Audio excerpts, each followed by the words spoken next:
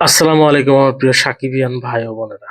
Rockstar মুভিতে যদি James এর গান থাকে তাহলে বিষয়টা কেমন হয়? সেই বিষয় নিয়ে ডিটেইলস আলোচনা করব।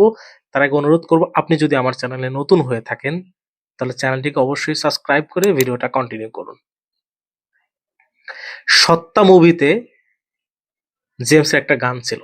শাকিব খানের অনেক আগের একটা মুভি, তোর প্রেমেতে অন্ধ হলাম।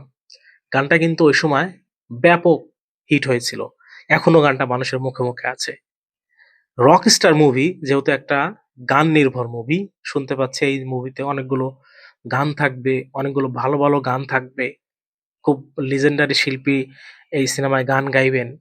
ইতিমধ্যে আমরা পান্থ কানাইয়ের নাম শুনতে পাচ্ছি যে পান্থ কানাই হয়তো এই সিনেমায় গান গাইবেন এবং সামান্য একটু তার অ্যাক্টিং ও হয়তো আছে। ২-১ টা সিনও তাকে দেখা যেতে পারে।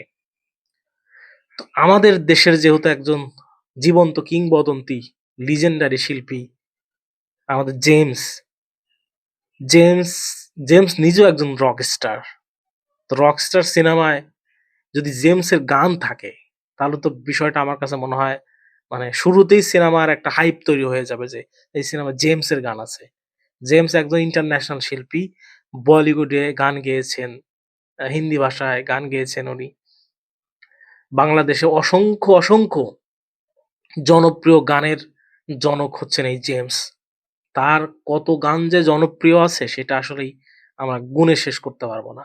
তো এইরকম একজন legendary শিল্পীর গান যদি আ রকস্টার মুভিতে থাকে, তাহলে তো আসলেই মানে আমাদের যে মানে আমরা যেটা চাই যে গানগুলো যেরকম হোক,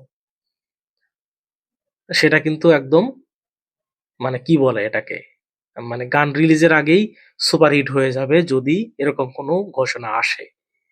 দেখেন শাকিব খানের যেরকম একটা নিজস্ব ফ্যান বেজ আছে। আমি নিজে একজন শাকিব খানের ফ্যান, সাকিবিয়ান আমি নিজে একজন। তো এরকম কিন্তু নগর বাউল জেমসের কিন্তু ফ্যান ফলোইং বাংলাদেশে অভাব নেই। তার ফ্যান ফলোইং এর সংখ্যা হয়তো আমাদের শাকিব খানের ফ্যানের কাছাকাছি। তার থেকে বেশিও হইতে পারে জেমসের ফ্যান।